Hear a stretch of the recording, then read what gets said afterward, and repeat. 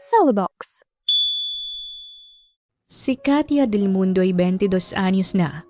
Noong nawala ang kanyang ina, ay naiwan siya sa pangangalaga ng kanyang negosyante at milyonaryong ama.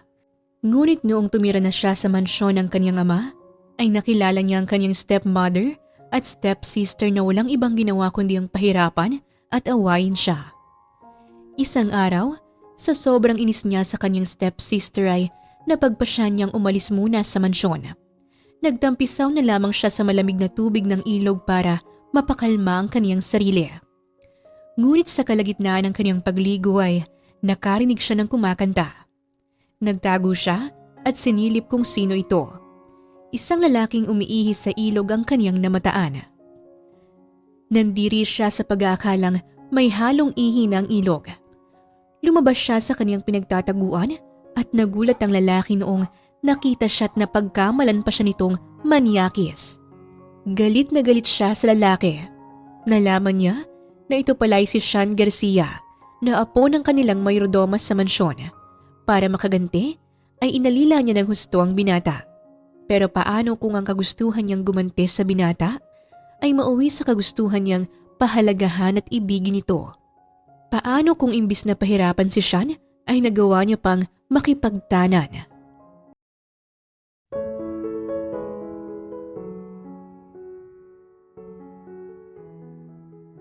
Katya, gagraduate ka na ngayong taon.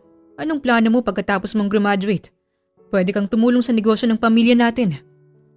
Saad ni Peter Del Mundo, ang ama ni Katya. Nilunok ni Katya ang inunguya niyang pagkain at napatingin sa kanyang ama. Akmang sasagot na sana siya nang bigla namang nagsalita ang kanyang stepsister na si Hart. Bakit siya tutulong sa family business natin, Dad? She's not even part of our family. Sabat nito. Mariing napahawak si Katya sa kutsara niya. Kung hindi lang talaga mahaba ang pasensya niya, ay baka naibato niya na ito sa pagmumuka ni Hart. Oo nga naman, Han. Family business yun. Nakakahiya naman kung magtatrabaho dun si Katya. Siguro pwede siya doon pero bilang worker. Huwag mo siyang ilagay sa mas mataas na posisyon. Baka kung ano pang masabi ng business partners natin. Sapat ng kahihiyan yung tinanggap natin siya sa pamilya natin. Litanya naman ang kanyang stepmother na si Lena habang masama pang tingin ito sa kanya. Tama na yan, Hart at Lena. Nagsisimula na naman kayo ng away. Pinagtutulungan niyo na naman si Katya. Saway ni Peter at tipid na napangiti si Katya. Sa mansyon nilang ito ang ama niyang si Peter lang ang kaniyang kakampi. Huwag kayong masyadong malupit kay Katya. Ano ko pa rin siya at parte siya ng pamilyang ito. 3 taon na siyang nandito pero hindi niyo pa rin matanggap hanggang ngayon na isa siyang Del Mundo. Saad pa ni Peter. Malakas na hinampas ni Hart ang mesa. Dad, hindi siya part ng family natin. Sampid lang siya dito. Anak mo siya sa labas at kahit kailan, hindi siya makakapasok. Isa siyang maduming basahan na pilit sinisiksik ang sarili niya sa isang magarang mansyon. Napakaganda ko namang basahan. Hirit naman ni Katya at bahagya pang natawa. Huwag kang ang tumawa. Nakakarindi. And wala namang reason para matawa ka. Alam mo kasi, Hart, nakakatawa kasi yung sinabi mo. Ang sabi mo, anak lang ako sa labas na kahit kailan na hindi ako makakapasok pero nandito ako ngayon at kasama mong kumain. Tanggapin niyo na lang yung katotohanan na anak ako ni Papa. Parte ako ng pamilyang ito sa ayaw niyo mano sa gusto. Wala na kayong magagawa pa doon. Tama na yan. Baka kung saan na naman umabot ang inyong usapan. Saway ulit ni Peter. Ito kasing si Katya, Dade. Bakit ako na naman yung mali, Hart? Bakit hindi ikaw? Hoy, Katya. Huwag mo nga inaaway ang anak ko. Tandaan mo ang lugar mo sa bahay na ito. Sampid ka lang. At kahit kailan, hindi ka namin matatanggap. Sabat ni Lena. Tumayo si Katya at pinunasan pa ng tissue ang kaniyang bibig. Nginitian niya si Lena at Hart. Alam kong hindi niyo ako matatanggap at wala akong pakialam. Nandito lang naman ako para kay Papa. Aniya at nilisan na ang dining area. Dumiretso siya sa kanyang kwarto at tumunganga na lamang sa may bintana. Nakatanaw siya sa madilim na kalangitan. Umaambon at wala rin siyang naaninag na bituin. Malalim siyang napabuntong hininga. Siya si Katia Del Mundo, 22 anyos. Sakto lang ang height, payat, mahaba at straight ang buhok. May dilaw na hair clip siya sa buhok niya at ang paborito niyang sinusuot ay isang mahabang palda at kulay dilaw na t-shirt. Paboritong kulay niyang dilaw kaya halos lahat ng damit at gamit niya ay kulay dilaw rin. Lumaki si Katya sa isang broken family. Maagang nagkahiwalay ang kanyang mama at papa. Naiwan siya sa pangangalaga ng kanyang ina na dating tendera ng isda sa palengke. Nito na lamang niya nakasama ang kanyang ama.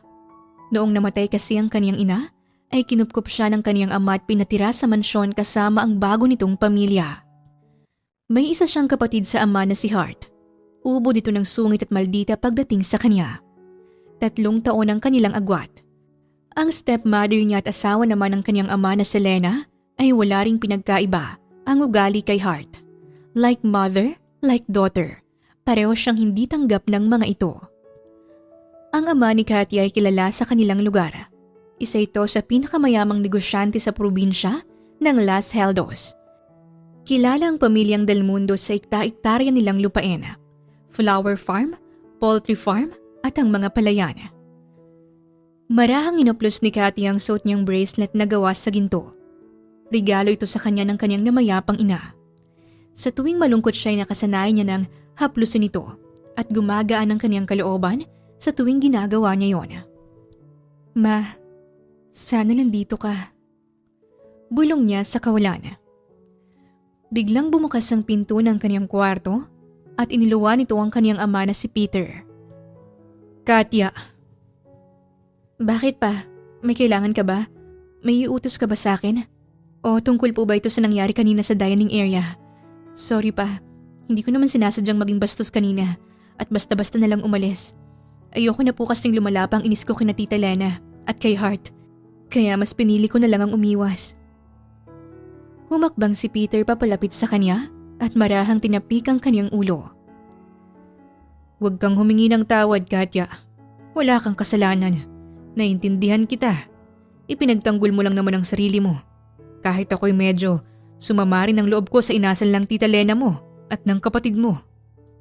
Pa, mas mabuti siguro kung umalis. Hindi ka alis, Katya. Dito ka lang. Tahanan mo rin ito at may karapatan ka dito. Bago namatay ang mama mo, ay nangako ako sa kanya na babawi ako sa'yo at aalagaan kita kahit patumanda ka na. Katya, 3 taon pa lamang kitang nakakasama at nais kong makasama ka pa ng mas matagal. Alam kong hindi madali ang buhay mo dito sa mansyon, pero ayokong iwan mo ko, anak. Hayaan mo, kakausapin ko ang Tita Lena mo, pati na rin si Hart. Napalunok si Katya. Noon pa niya gustong lisanin itong mansyon pero hindi niya matuloy-tuloy ang binabalak niya dahil palaging nakikiusap si Peter na huwag siyang umalis. Hindi niya rin ito maiwan-iwan dahil may katandaan na ito. Niyakap niya ang kanyang ama. Sige pa, ayoko rin naman pong malayo sa inyo eh. Titiisin ko na lang po sila. Salamat, anak. Salamat din pa. Salamat dahil ipinaranas mo sa akin ang marangyang buhay. Salamat dahil nung nawala si mama ay buong akala ko na wala akong pamilya. Pero nandyan ka. Hindi mo ako pinabayaan. Tinulungan mo pa akong may pagpatuloy ang aking pag-aaral. Binigyan mo ko ng matutuluyan. Handa akong gawin ang lahat para sa iyo, anak ko. Kung malas si Katya sa stepmother niya, swerte naman siya sa kaniyang ama. Para sa kanya, ay ito na ang pinakamabuting ama sa balat ng lupa. Ang buhay ni Katya ay parang hinangos sa buhay ni Cinderella, kung saan halos magkapareho ang kanilang kapalaran. Pareho silang may kasakasamang evil stepmother at evil stepsister. Kinabukasan, habang nagmemeryenda siya sa salay, narinig niyang malakas na sigaw ni Hart. Katya! Nilapitan siya nito. Kakagaling lang ni Hart sa kusina at hindi may timpla ang mukha nito. Ano? Ano na naman bang ginawa ko, ha? Kalmado niyang tanong sa kapatid. My God, Katya! Hindi ka talaga nag-iisip, no? Asik ni Hart at marahas nitong hinila ang buhok ni Katya. Aray ko! Ano na naman ba ang atraso ko sa'yo? Bitawan mo nga ako. Kapag ako nakalbo, kakalbuhin din kita. Banta ni Katya kaya't pinakawalan na rin siya ni Hart. You're so tanga kasi! Maarting sinabi ni Hart. Bakit na naman ba? Ang sabi ko, ipagluto mo ko ng egg. Humalukip-kip si Katya. Oh, tapos? Ipinagluto naman kita ng egg ah. Nilagang egg ang ginawa mo. Luto pa rin naman yun ah. At itlog pa rin naman yun. Anong mali doon? Gusto ko kasing scrambled egg. My gosh! Asik ni Hart at sinamaan siya ng tingin. Pagak na natawa si Katya. Hindi mo sinabi sa akin kung anong klase ng itlog ang gusto mo. Kung alam ko lang ay gagawin ko naman ng tama eh. Kaso wala kang sinabi. Hinila mo pa ang buhok ko. Ang kapal ng mukha mo. At isa pa, kung gusto mo ng scrambled egg, magluto ka. Ang tanda-tanda mo na hindi ka pa rin marunong magluto kahit pagprito ng itlog. Ang arte-arte mo. Inis na sagot ni Katya. What did you say? Marami akong sinabi. Saan banda doon ang gusto mong ulitin ko? Ah, yung maarte ba? Eh maarte ka naman talaga. How dare you, Katya? Mukha mo, how dare. Huwag mo nga akong ma-English-English. Isusumbong kita kay mommy. Paki ko, magsumbong ka doon. Kung gusto mo, magtago ka sa palda ng mami mo. Duwag. Sagot ni Katya at nilampasan na ito. Muli namang hinablot ni Hart ang buhok niya. Sumasagot ka pa talaga? And ang kapal ng face mong tawagin akong duwag. At saka, bakit ako magtatago sa palda ni mami? Eh hindi naman siya nagpapalda. Aray ko! Ang sakit-sakit na ng anik ko. Pwede ba, Hart? Bitaw sabi. Ayoko. Ipagluto mo muna ako ng egg. Bilis! Paano ko magluluto kung nakahawa ka sa buhok ko, ha? Yung buhok mo kaya yung hilahin ko. Lumayo si Hart sa kanya. Ipagluto mo na ako. Bilisan mo. Hindi mo ako katulong dito. Mag-isa mong gawin yung itlog na yan. Sagot ni Katya at dire-diretso siyang naglakad palabas ng bahay. Nakasunod naman ang tingin si Hart sa kanya. Katya! Bumalik ka dito! Hindi pa ako tapos sa'yo! Pahabol na sigaw naman ni Hart. Pero hindi na siya nag-abala pang sagutin ito. Himas-himas niya ang anit niya habang naglalakad siya paalis ng mansyon. Grabe talagang babaeng yun. Balak ba niya akong kalbuhin ha? Ang sakit ng anit ko. Naputol pa tuloy yung merienda time ko. Hays, kailan kaya siya magbabago? Magbabago pa bang kapatid kong yun? Nakakagigil ang kabaitan niya. Manang-mana sa pinagmanahan. Aniya at napakamot na lang ng ulo. Napagpasyahan niyang magtungo sa ilog. Sa tuwing masama ang loob niya o naiinis siya ay nagpupunta siya sa isang ilog. Sa ilog na yon ay nagiging payapa ang kalooban niya. Nagiging magaan ang pakiramdam niya. Ma, nandito na naman po ako. Pinapasama na naman kasi ni Hart ang loob ko. Sorry po kung sinasagot-sagot ko siya kanina. Hindi ko lang po talaga napigilan ang aking sarili. Napuno na po kasi ako. Kagabi naman ay sinagot ko si Tita Lena. Alam kong mali na sinagot-sagot ko si Tita Lena kasi mas matanda pa rin naman siya sa akin. Sorry ma. Ani Katya habang nakatingala siya sa kalangitan. Napangiti siya nang dumaan ang kumpulan ng mga ibon. Hays, kung hindi lang nagmamakaawa sa akin si Daddy, matagal ko nang nilisan yung mansyon. Hinubad niya na ang kaniyang damit. Tanging ang kulay asul niyang bra at maong shorts na lamang ang natira. Inalis niya ang pagkakatali ng buhok niya at hinayaan itong nakalugay lang. Huminga siya ng malalim at nagsimula ng lumusong sa tubig. Nanginig siya sa sobrang lamig nito. Napakalamig! Ang sarap sa pakiramdam! Ani at lumangoy-langoy. Enjoy na enjoy siya sa paglangoy nang bigla na lamang siyang nakarinig ng lalaking kumakanta. Natigilan siya at napakurap. Teka, sino yun? Nagtago siya sa likod ng malaking bato. Hinanap ng mga mata niya ang pinagmumula ng ingay. Isang lalaki ang natagpuan niya. Naninibago siya dahil walang nagpupunta sa parting ito ng ilog. Ngayon pa lamang may napadpad dito bukod sa kanya. Yak! Nandidiri niyang sinabi. Umiihi kasi ang lalaki sa ilog mismo. Sa unahan niya pa mismo kaya naisip niya na baka aksidente niyang nalunok ang ihi nitong humalo na sa tubig. Kadiri! Yak talaga! Aniya at umalis sa pinagtataguan niya. Sino ka? Maniak! Sigaw ng lalaki at napagbintangan pa talaga siya. Mabilis na iziniper ng lalaki ang pantalon niya at itinuro si Katya. Kababae mong tao, naninilip ka. Hoy, excuse me, ako? Maniyak at maninilip sa'yo? Hinagod niya ng tingin ng lalaki. Sobra siyang nainsulto sa sinabi nito. Mas na-offend pa siya sa sinabi nito kaysa sa masasakit na salitang ibinabato ng stepmother niya sa kanya. Ni hindi kita type at maliit kaya yung ano mo. Ayoko sa ganyan kaliit. Eddie, naninilip ka nga. Nakita mo si Junjun. Nagkasalubong ang kilay ni Katya. Luminga siya sa paligid para tingnan kung may ibang tao pa. Wait lang, sino si Junjun? Ilan ba kayo dito? Ako lang mag-isa. Eh di sino yung Junjun na sinasabi mo ha? Yung alaga ko, yung sinilip mo. Ew! Binigyan mo ng pangalan yung ano mo? Pareho silang pinamulahan ng muka. Tumikim si Katya at sinamaan ito ng tingin. Hindi ko alam kung sino ka at kung sang lupalop ka ng mundo ng galing pero isa lang ang masasabi ko sa'yo. Hindi ako maniak at totoong maliit naman talaga yung ano mo and trespassing ka dito. Isa lang ang masasabi mo pero bakit napakarami mong sinabi? Natawa ang lalaki. Ako? Trespassing dito? Bakit naman? Nakapangalan ba sa'yo itong ilog, miss? Sa'yo ba to? Sa pagkakaalam ko, walang nagmamay-ari nito. Well, hindi pa sa ngayon. Pero kapag may sapat na pera na ako, bibilhin ko tong ilog. Eddie, wow. Congrats sa'yo. Sumimangot si Katya. Sino ka ba ha? At bakit ka napadpad dito sa teritoryo ko? Wala namang nakalagay na bawal ako dito. At walang nakalagay na teritoryo mo to. Umirap si Katya. Maghintay ka. Bukas ay maglalagay ako ng karatula dito na may nakasulat na bawal ka dito. Eddie, maglagay ka. Sisirain ko lang naman yung karatula mo. Bakit bang sungit mo, miss? Wow, nagtanong ka pa talaga. Sinong hindi magsusungit pagkatapos mo kung pagbintang ang manyak? Sige nga.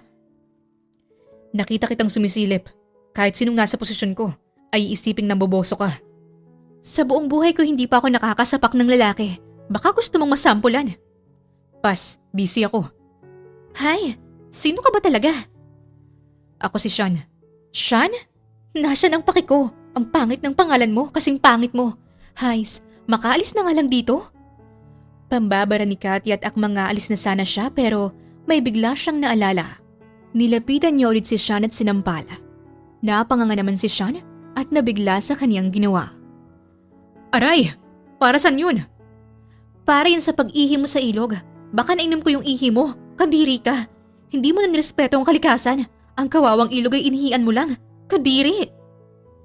Paliwanag niya at tuluyan na siyang umalis. Galit siyang umuwi sa kanilang mansyon. Sinisipan niyang maliliit na batong na dadaanan niya. Lahat na lang ba ng tao ngayon ay gustong sirain ang mood ko? Tanong niya sa kawalan. Pagdating niya sa mansyon, ay si Lena agad ang bumungad sa kanya pagbukas niya ng pinto. Tita Lena, magandang tanghali po. Walang maganda sa tanghali ko. Nagsumbong sa akin si Hart. Hinila mo raw ang buhok niya. Masakit ngayon ang ulo niya dahil sa ginawa mo. Kanina pa siya iyak ng iyak. Wala ka talagang pinagkaiba sa nanay mo. Pareho kayong walang class. Teka lang ho. Walang katotohanan ng mga sinasabi ni Hart. At saka wag niyo hong idamay si mama sa usapang ito. Nagre-relax na siya doon sa langit pero hanggang ngayon ay may nasasabi ka pa rin tungkol sa kanya. Totoo naman talaga. Walang kaklas-klas yung nanay mo. Kaya nga iniwan siya ni Peter eh. Tita Lena, hindi naman po yun ang dahilan. Alam kong alam mo kung bakit sila naghiwalay at kung bakit nasira yung pamilya namin. Ang sabi sa akin ni Mama, ikaw ang dahilan. Hindi ko alam kung paano pero ikaw ang may kasalanan. Natahimik si Lena. Ikaw ang may kasalanan. Pero bakit kung makapagsalita kay parang si Mama pang may kasalanan ha? Kung hindi ka sumulpot sa buhay namin, di sana buo pa rin ang pamilya namin. Di sana hindi ako lumaki na walang ama. Sino po sa inyo ni Mama ang walang kaklas-klas? Sinampal siya ni Lena. Wala kang modo? Hindi ka marunong rumispeto. Ang lakas ng loob mong pagsalitaan ako ng ganyan, Katya. Wala kang utang na loob. Pasalamat ka nga't pumayag ako na tumira ka dito sa mansyon namin. Utang na loob?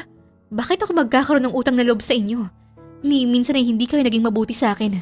Ako? Walang respeto? Bakit hindi po kayo manalamin, Tita Lena? Sa tingin niyo po ba'y karapat dapat kayong respeto? Pagkatapos ng lahat ng kasamaan ninyo? Pagkatapos ng lahat ng paghihirap na ipinaranas niyo sa akin? Namutla ang ginang at hindi na muli pang nakaimik. Sa susunod na insultuhin mo pa ulit si mama, baka makalimutan kong asawa ka ni papa at maibalik ko talaga sa iyong sampal. Banta ni Katya at nilampasan na ito. Kahit ilang beses siyang inaaway at pinapahirapan ni Lena, ay hindi naman siya nagpapaapi. Sinusubukan niya pa ring lumaban. Napatingin siya sa suot niyang bracelet at hinaplos niya ito. Ma, gabayan mo po ako. Sana pahabain mo pa ang pasensya ko kahit na napakaraming demonyo dito sa mansyon. Aniya at pumasok na sa kanyang kwarto. Natulog na lamang siya, ni hindi siya lumabas para kumain ng pananghalian at hapunan. Ayaw niya kasing makita si Lena at Hart. Katya, kumain ka na, sabi ni Peter at pumasok ito sa kwarto niya na may daladalang tray ng pagkain. Pa, hindi ka na sana nag-abala pa. Hindi rin naman po ako nagugutom. Tumunog bigla ang tiyan niya. Natawa si Peter.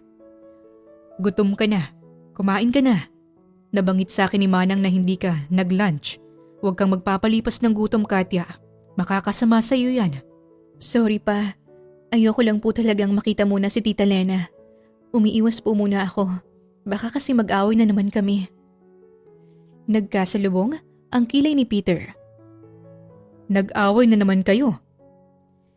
Hindi na ata matatapos ang away namin pa. Pasensya ka na, Katya. Pa, hindi mo kasalanan yun. Sige na, kainin mo na itong dinala ko. Sa kalagitnaan ng pagkain niya may naisip siyang itanong sa kanyang ama. Hindi pa kasi umaalis si Peter. Nanonood lang ito ng TV sa kanyang kwarto. Pa, nilingon siya nito. Napansin ni Peter ang seryosong ekspresyon niya kaya naman mabilis nitong pinatay ang TV at nilapitan siya. Bakit, anak? Minahal mo ba talaga si Mama? Oo naman, anak. Kung mahal mo siya, bakit mo siya pinagpalit kay Tita Lena? Masaya naman kayo, hindi ba? Bakit naghanap ka po ng iba? Katya. Pa, bakit hindi ka nagpakaama sa akin noon? Bakit imbis na balikan at palakihin ako ay mas pinili mong gumawa ng bagong anak kasama si Tita Lena? Bakit gumawa ka ng bagong pamilya nang hindi kami kasama ni Mama? Bakit po ganun? Ang tagal ko na pong gustong itanong ito sa inyo, pa. Mahal na mahal ko ang mama mo, Katya. Pinakasalan ko pa nga siya at inanakan dahil ginusto kong bumuo ng pamilya kasama siya. Pero nakita ko ulit si Lena. Siya yung ex ko nung high school. Umamin siya sa akin na mahal niya pa rin ako kahit ilang taon nang nakalipas. Kaarawan ng isang kaibigan namin at nagkaroon ng inuman. Nilasing niya ako. Sa sobrang kalasingan ko ay may nangyari sa amin. Nalaman ko na lang na buntis na pala siya. Sumugod sa bahay natin noon ang ama ni Lena at pinipilit akong panagutan siya. Pinagbantaan ako nitong ipapakulong at binalak nilang kasuhan ako ng rape. Mahirap lang ako noon. Wala akong kalaban-laban sa pamilya nila. Hanggang sa nalaman na rin ng mama mo ang tungkol doon. Galit na galit siya at ipinagtabuyan niya ako. Sabi niya rin sa akin na wag na ako magpapakita sa kanya at sa inyo. Sinubukan kong magmakaawa sa nanay mo pero ayaw niya na talaga. Sinukuan niya na ako. Sumang-ayon ang mama mo sa annulment at noong nag-grant na ang annulment, nagpakasal na ako kay Lena. Sinukuan ka niya kaya't sinukuan mo na rin ako? Ang hirap lumaki ng walang ama pa. Araw-araw pinagtatawanan ako ng mga kaklase ko kasi ako lang yung walang madalang tatay sa family day. Tapos palagi nilang ipinamumukha sa akin na anak lang ako sa labas. Pero masakit mang tanggapin. Kinailangan kong tanggapin yung katotohanan na may bagay at mga tao talaga na hindi para sa akin. Pinunasan ni Peter ang mga luha niya. Anak, sorry. Kaya nga bumabawi ako sa'yo ngayon. Wala ako noong lumalaki ka.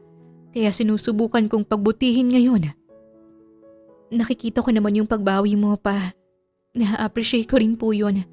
At saka napatawad na rin po kita. Salamat din po dahil sinabi niyo sa akin yung totoong nangyari. Ang alam ko lang po kasi naging kayo ni Mama bago mo pinakasalan si Tita Lena pero hindi na ikwento sa akin ni Mama noon ang buong kwento. Gumaan ang loob ni Katya sa napag-usapan nila ng kaniyang ama. Nasagot na rin ang tanong na matagal nang bumabagabag sa kaniyang isipan. Kinabukasan ay tinanghali na siya ng gising. Napasarap kasi ang tulog niya at noong nagising naman siya ay tinamad siyang bumangon. Bumaba na siya para kumain. Manang, tawag niya sa kanilang mayordoma kaso hindi niya ito nahagilap sa dining area. Wala ring pagkain na nakahain doon. Dumiretso na lang siya sa kusina. Natigilan siya sa paghakbang nang maabutan niya ang isang lalaki. Nakatalikod ito sa gawi niya. Nakasuot ito ng sky blue na t-shirt at maong jeans na lumang-luma ng itsura. Nakita ni Cathy ang isang basket ng talong sa mesa. Mabilis niyang binato ang lalaki at sapul ito sa ulo. "Sino ka? Trespassing ka!" Sigaw niya. Kilala niya ang lahat ng labas-masok dito sa mansyon. Kabisado niya rin ang kanilang driver, hardinero, karpintero, tubero at mga security guard. Kaya alam niyang hindi taga rito sa mansyon ang lalaking ito. "Aray ko!" Humarap ang lalaki sa kanya. "Aray ko! Nagkabukol pa yata ako." Saad ng lalaki habang dinadampot ang talong. Noong nadampot na nito ang talong ay tiningnan nito si Katya. "Hindi ka na naawa sa talong. Gulay to tapos itinatapon mo lang." "Ikaw?" Gulantang nasambit ni Katya at kagad na uminit ang ulo niya. Hindi niya makakalimutan ang mukha ng lalaking kaharap niya ngayon. "Ikaw nga!" Kumunot ang noo ng lalaki at tinuro pang sarili nito. Ako? Anong ako? Kilala mo ko? Fan ba kita? Hindi naman ako sikat O baka naman, naging ex kita. Nanligaw ka ba sa akin dati? Isa ka ba dun sa mga babaeng binasted ko, miss?"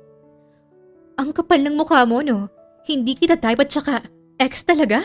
Kadiri!" "Nagkita na ba tayo nun, miss? Parang pamilyar ka kasi sa akin." "Malamang, sa katunayan, kahapon lang tayo nagkita. Nakalimutan mo na agad kung paano mo ako pinagbintangang manyakis?" Napangiti ang lalaki. "Ikaw yun? Hala, ang liit naman talaga ng mundo. Sinong mag-aakalang magkikita ulit tayo dito? Kasambahay ka ba dito? Gaano ko katagal na nagtatrabaho dito, miss? Ako nga pala si Sean." "Sean, nakilala mo na pala si Ma'am Katya." Saad ng mayordoma. Nakangiti ito kay Katya. "Ma'am, bakit ka nagmamam sa kasambahay la?" Usisa ni Sean. "Sinong kasambahay, apo?" Mabilis na itinuro ni Sean si Katya. "Siya po, hindi ba katulong rin po siya dito?" Saad pa ni Sean. Hiyang-hiya namang kinurot ng mayordoma ang likod ni Sean. "Sira ulo kang bata ka, hindi siya katulong dito." Ano siya dito? Labandera po ba?" "Abay, naloko na. Hindi siya labandera. Anak siya ni Peter Del Mundo. Boss rin si Ma'am Katya dito." Paliwanag ng mayordoma. Hinagod naman ang tingin ni Sean si Katya. Simple lang kasi ang pananamit ni Katya kaya hindi mapaghahalataang kabilang pala ito sa mayamang pamilya. Mayabang na tiningnan ni Katya si Sean. "Manang, bakit po siya nandito? Paalisin niyo po ang lalaking yan. Malaking atraso niya sa akin." Ani Katya. "Apo, anong atraso mo kay Ma'am Katya? Ngayon pa lamang kayo nagkita, pero may atraso ka na agad sa kanya." Tanong ng mayordoma. "Ela, ano po Napakamot ng ulo si Sean. "Hindi mo masabi. Pwes, ako na lang ang magsasabi." Asik ni Katya at humalukip-kip. "Manang, ang lalaking yan ay pinagbintangan akong manyakis kahapon sa ilog. Binobosohan ko raw siya Ako naman ang naunang dumating doon." "Pinagbintangan mo siya, apo?" Kabadong tanong ng mayordoma. Nagkasalubong ang kilay ni Katya. "Apo? Apo niyo po ang lalaking yan, manang?" "Oo, Ma'am Katya. Pagpasensyahan niyo na po itong apo ko. Bagong salta po kasi siya rito at hindi niya kayo kilala. Kung kilala niya po kayo ay hindi niya naman po magagawang sabihin ang mga salitang iyon." Bakit siya nandito? At saang planeta siya galing? Planeta? Kunot noong tanong ng matanda. I mean, saang lugar? Bakit siya nandito sa mansyon? Galing pang Maynila itong si Sean. Doon na siya lumaki. Anak ko ang nanay niya. At naghahanap kasi ng bagong magsasaka si Peter. At sakto namang naghahanap rin ng trabaho si Sean. Kaya inirekomenda ko siya. Isa siya sa bagong farmer ni Sir Peter. At dito na rin siya sa mansyon pansamantalang maninirahan. Huwag kang mag-alala, ma'am. Hindi magiging abala itong si Sean dahil sa kwarto ko naman siya matutulog. Tingnan mo nga naman ang pagkakataon, Hais. Naiiling na sambit ni Katya at bahagya siyang natawa. Itinulak ng mayrodoma si Sean. Mag-sorry ka, apo. Bulong pa nito. Bigla na lamang lumuhod si Sean. Pasensya ka na, Ma'am Kasia. Hindi ko sinasadya. Pagpasensyahan niyo na kung napagbintangan kitang manyakis. Katya ang pangalan ko, hindi Kasia. At saka, pasensya? No! Napaangat ng tingin si Sean. Ano bang kailangan kong gawin para lang mapatawad mo na ako? Kailangan ko bang halikan ng mga paa mo? Gusto mo ba talagang mapatawad kita? Oo naman. Gagawin ko ang lahat. At sana, wag nang umabot kay Sir Peter ang nangyari sa atin sa ilog. Baka kasi mawalan ako ng trabaho. Okay, sumunod ka sa akin. May ipapagawa ako sa'yo. Ani Katya at naglakad papunta sa grahe. Kaagad namang sumunod sa kanya si Sean. Anong ipapagawa mo, ma'am? Nasira yung sasakyan ko. Ayusin mo. Tumigil sila sa harap ng isang pink na kotse na puno ng mukha ni SpongeBob. Kotse mo to? Bakit puno ito ng kulay dilaw na sponge? Anong pakialam mo? Ano ba ang problema sa kotseng to? Hindi ko alam. Hindi naman ako mekaniko at wala akong alam sa pagkukumpuni ng kotse. Mag-iisang taon na itong sira. Ayusin mo. Kapag naayos ko na ba to, ay absuelto na ako? Ano ka, sinuswerte? Siyempre hindi ka pa magiging absuelto sa akin. Kung gusto mo talagang mapatawad kita, magiging alalay at alila kita sa loob ng 6 na buwan. Ang tagal naman. Ayaw mo? Nagrereklamo ka? Okay, tatawagan ko na lang si Papa at isusumbong kita. Biro lang. Hindi ako nagrereklamo. Pumapayag na ako. Wala ka namang choice kundi ang pumayag sa gusto ko. Ano pang tinatayo-tayo mo dyan? Ayusin mo na yung kotse ko. Natataranta namang kinuha ni Sean ang tools na gagamitin. Buong akala ni Katya ay mahihirapan ito pero wala pang isang oras ay tapos na si Sean. Tapos na, ma'am. Anunsyo ni Sean at sinaladuhan pa siya. Teka, paano nangyari yun? Bakit ang bilis mong matapos? Baka naman hindi pa yan tapos. I-check ko. Binuksan niya ang kotse at sinubukang paandarin ito. Umandar naman kaya nanlaki ang kanyang mga mata. Nawindang sa sobrang husay ni Sean. Lumabas ulit siya ng kotse at dinuro si Sean. Ikaw, anong ginawa mo sa kotse ko ha? Ginamitan mo ng magic? Wala akong ginamit na magic. Bakit ang bilis mo lang natapos? Samantalang nung pinaayos ko to ay ang sabi nila sa akin hindi na ito maaayos pa. Kung hindi mo nitatanong, may kakaibang galing ako sa pagkukumpuni ng mga sirang bagay tulad ng electric fan, TV, aircon, ref, at kahit pa sa kotse. Di ko nang magaling. Ngiwi ni Katya. May ipapagawa ka pa ba, ma'am? Marami akong oras ngayon. Bukas pa naman magsisimula ang trabaho ko kay Sir Peter. Marami akong ipapagawa sa'yo. Sumunod ka ulit sa akin. Dinala niya sa likod ng mansyon si Sean. Tumambad sa kanilang napakaraming baka at kambing. Napakarami namang baka at kambing dito, ma'am. Komento ni Sean. Bakit mo nga pala ako dinala dito, ma'am? Ano bang gagawin ko? Kunan mo sila ng gatas. Ano? May reklamo ka? Wala. Bilisan mo. Anong gagawin ko? Kunin mo yung malinis na balde. Tapos, lilinisin mo na rin muna yung mga baka. Paano ko sila lilinisin? Dilaan mo. Ha?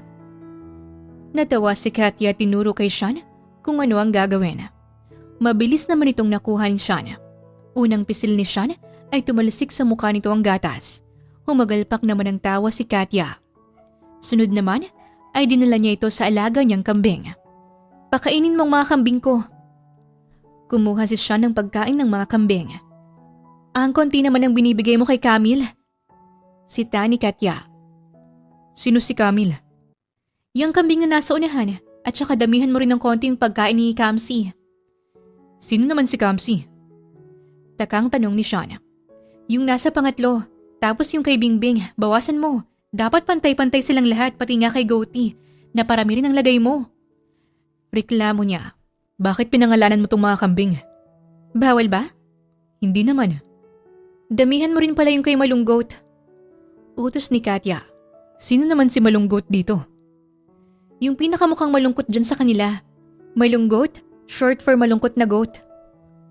Napaismid si Sean. Pare-pareho naman sila ng mukha eh. Lahat sila mukhang malungkot.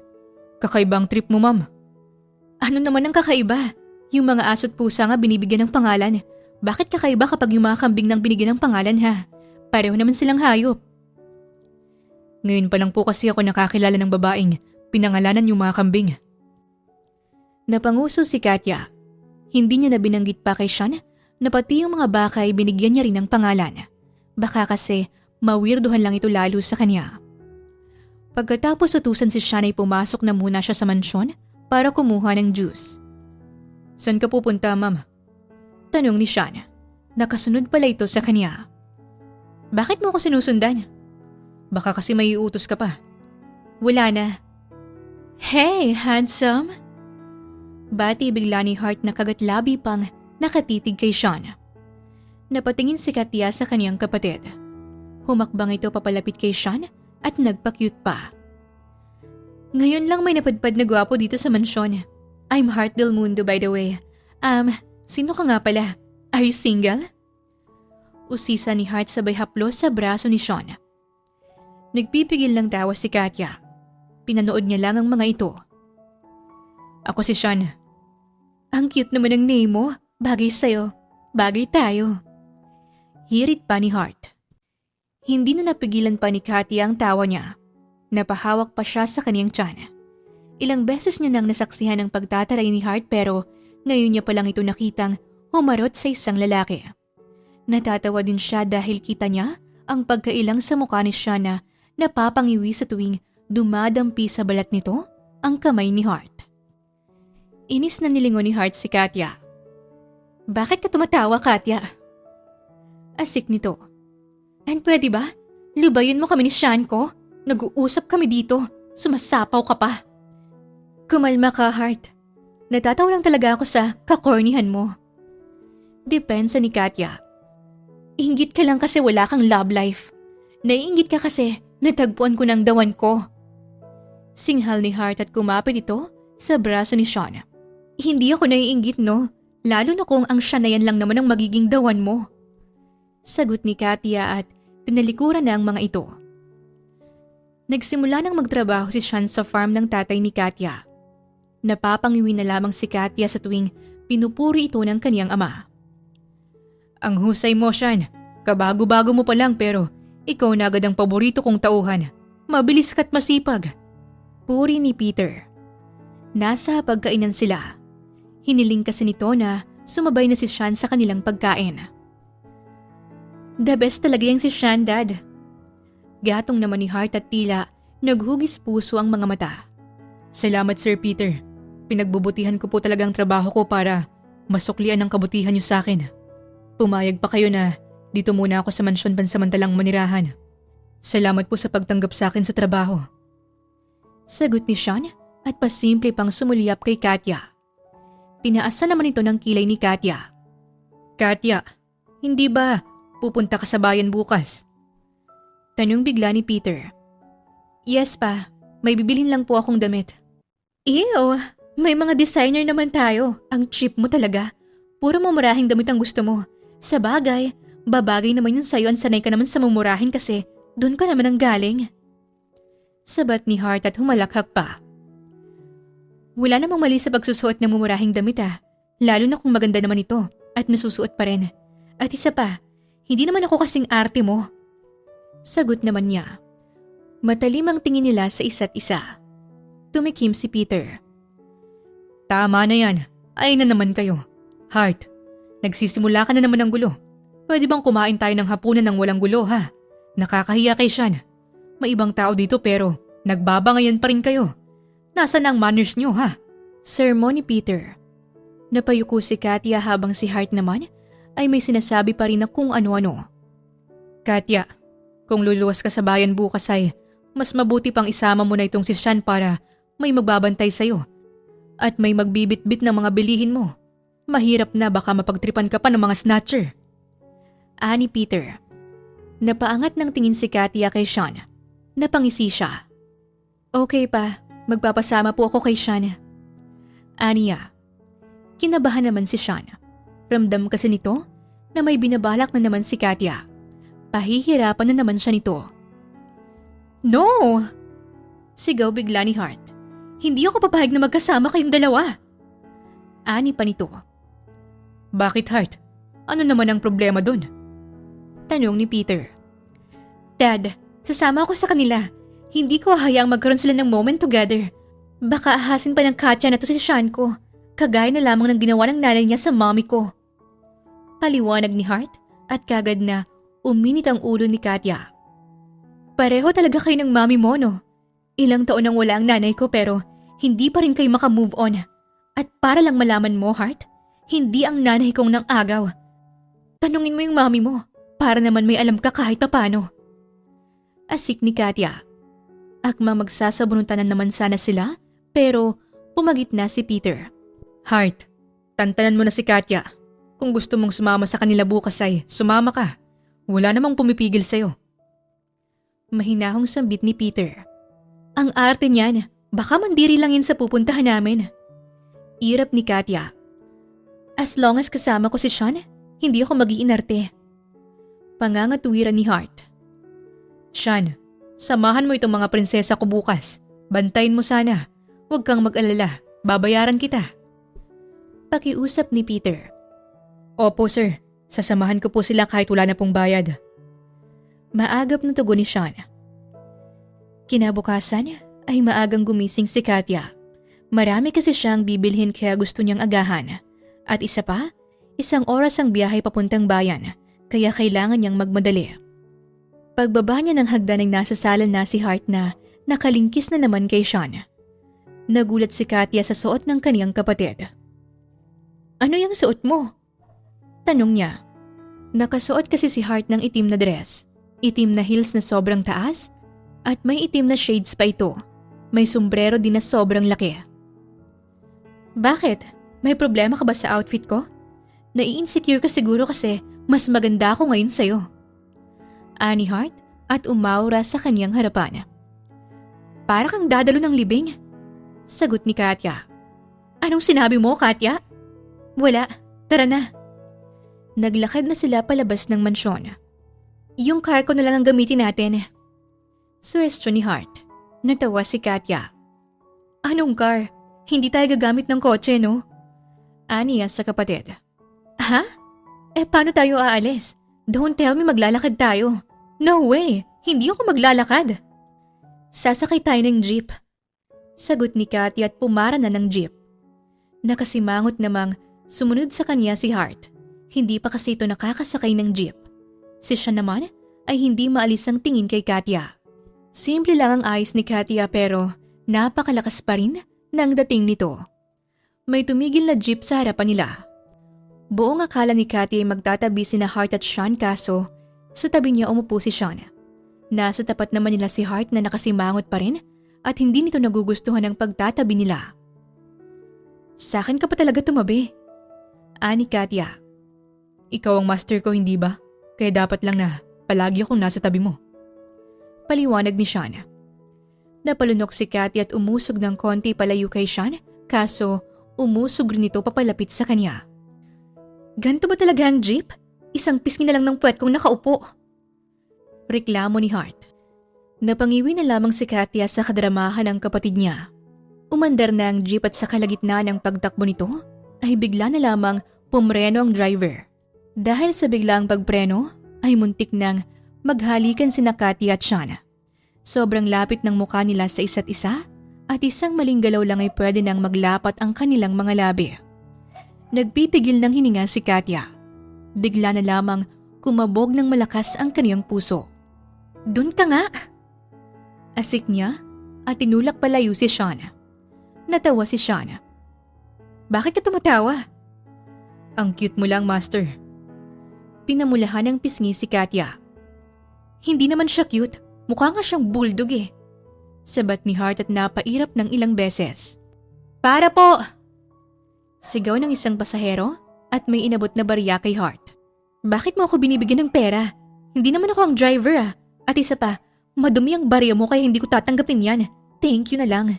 Bago pa magwala ang pasahero ay si Katya nang dumampot ng barya at tiniabot ito sa driver. Malalim siyang napabuntong hininga.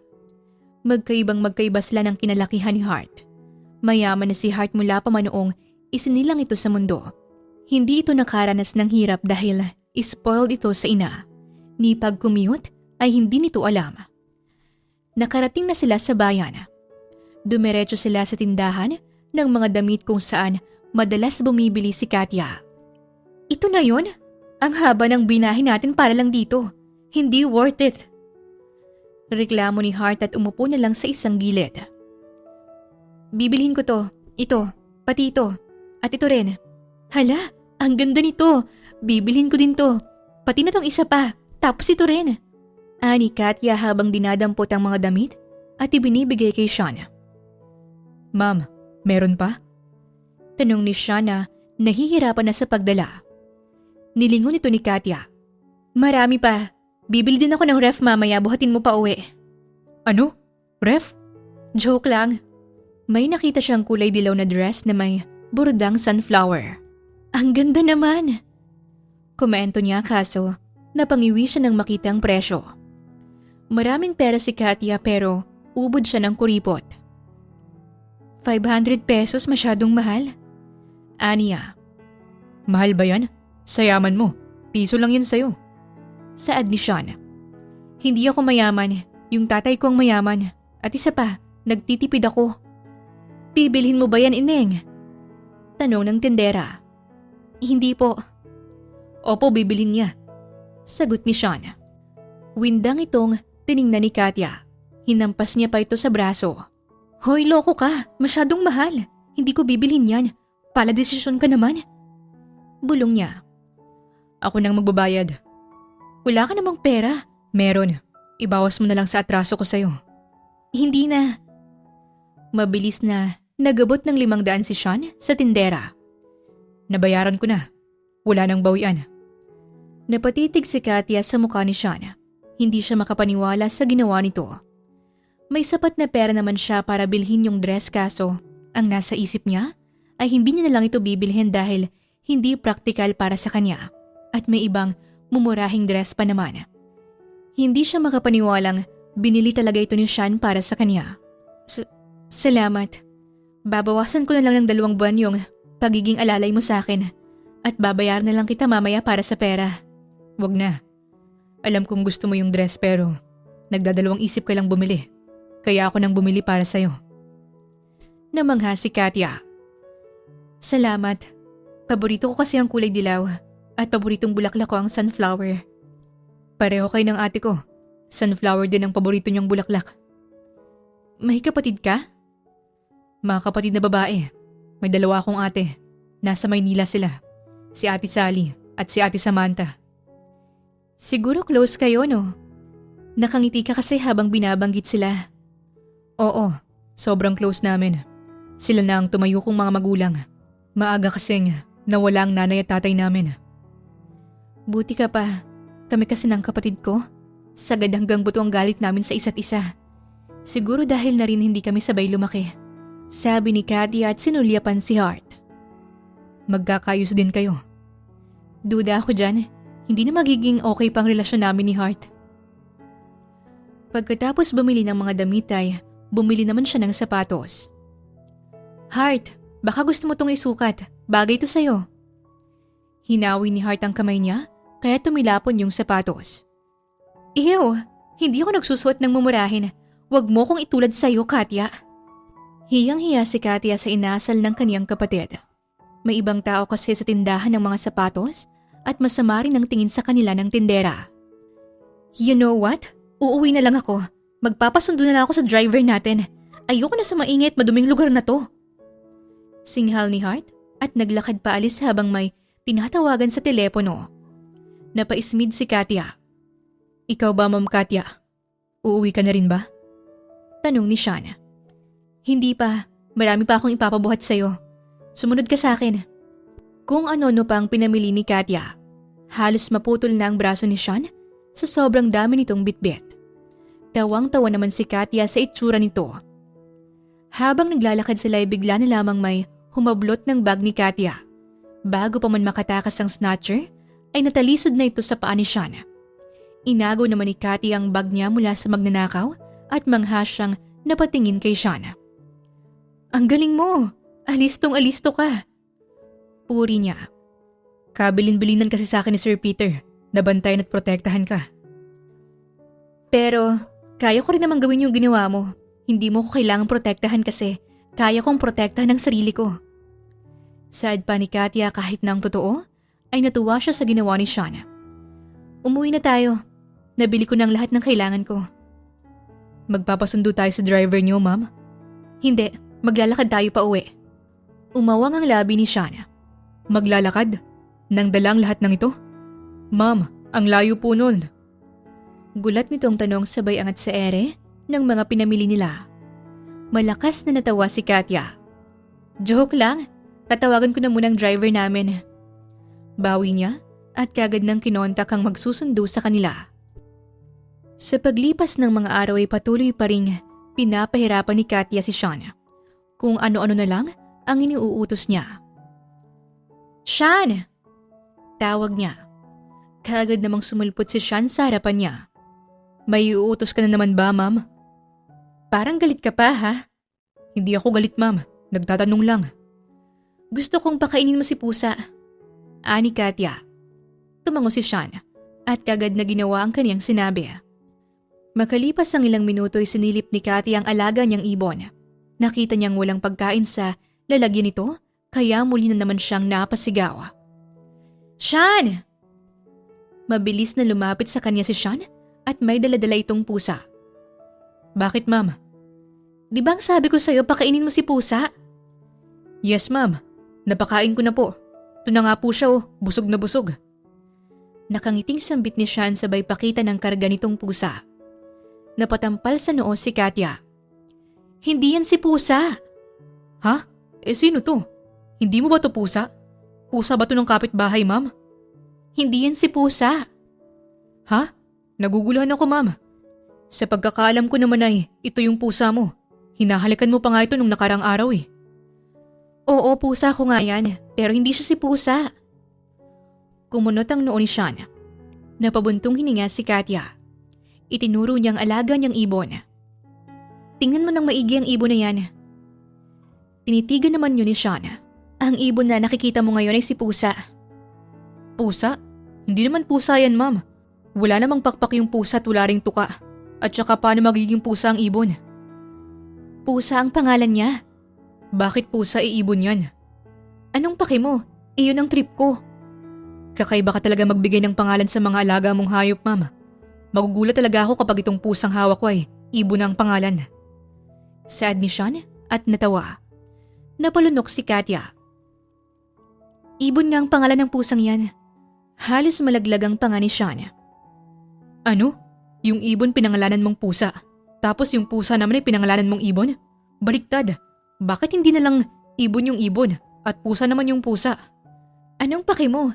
Ibon at pusa ko yan. At isa pa, gusto ko na unique sila. Napakamot ng ulo si Sean. Nilingon niya siya ng isda na nasa aquarium. Yung isda mo, Ma'am. Baka naman, pinangalanan mo yung aso. Nahulaan mo. Nanlaki ang mga mata ni Sean. Nakangiting nilapitan ni Kathy ang aquarium. Paano mo nalaman na aso ang pangalan ng isdang to? Para kang may lahing manghuhula ah. Manghang tanong niya kay Sean. Napailing-iling si Sean. Hindi niya kinaya ang kawirduhan ni Katya. Dumaan bigla ang alagang aso ni Katya. Itinuro yun ni Sean. Ang aso mo, Ma'am. Huwag mong sabihin sa akin na isda ang pinangalan mo sa kanya. Loko ka ba? Doggy ang pangalan niya. Aso siya. Malamang pang-aso rin ang pangalang ibinigay ko sa kanya. Bakit yung pusa naman yun pero hindi pang pusang binigay mong pangalan? Pati na rin tong ibon at isda. Nangingialam ka. Pusa ko yan, isda ko yan, at ibon ko yan. Kaya may karapatan akong pangalanan sila ng naaayon sa gusto ko. Wala namang kuto si Sean pero napakamot na lamang ito sa kanyang ulo. Isang hapon, kakauwi lang ni Katya galing sa pinapasukan niyang universidad. 5:00 na ng hapon natapos ang kanyang klase. Pagpasok niya pa lang sa mansyon, ay isang malakas na sampal agad ang sumalubong sa kanya. Halos tumabingi ang mukha niya sa lakas ng impact noon. Gulat niyang hinaplos ang kanyang pisngi at napatingin siya kay Lena. Tita Lena, bakit mo ko sinampal? Wala kang utang na loob, Katya. Ano na naman ang ginawa ko? Nagpatulong si Hart sa project niya, pero hindi mo siya tinulungan. Bumagsak tuloy siya. Kasalanan mo ang lahat ng ito. Sinisira mong kinabukasan ng anak ko. Saglit na sinulya pa ni Katya ang nakangising si Hart at muli niya ring ibinalik ang kanyang tingin kay Lena.